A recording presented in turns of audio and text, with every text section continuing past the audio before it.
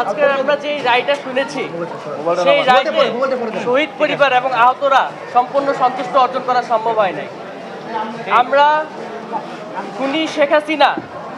এবং সাবেক খুনি স্বরাষ্ট্রমন্ত্রীর যেই রায়টি এসেছে সেটির সাথে আমরা একমত পোষণ করছি, কিন্তু সাবেক আইজিপি চৌধুরী আল মামুন তার যে রায়টি এসেছে তাকে সেটি আমরা প্রত্যাখ্যান করছি এবং সেই রায়ের বিরুদ্ধে আমরা আমাদের শহীদ পরিবার এবং আহতদের পক্ষ থেকে আমরা উচ্চ আদালতে আপিল করব এবং আমাদের ইচ্ছা সেই চৌধুরী আল মামুন সাবেক আইজিপি তাকে ন্যূনতম যাবজ্জীবন কারাদণ্ড দেওয়া হোক। আমাদের শুধুমাত্র রায় দিয়ে বসে থাকলেই হবে না, আমাদেরকে এই প্রসেসটি দেখাতে হবে কিভাবে সেই খুনি হাসিনা এবং খুনি সাবেক স্বরাষ্ট্রমন্ত্রীকে দেশে এনে ফাঁসিতে ঝুলানো হবে এবং সেটি দেশবাসীর সামনে স্পষ্ট করতে হবে কিভাবে কোন প্রক্রিয়ার মাধ্যমে তাদেরকে আনতে হবে এবং দেশ থেকে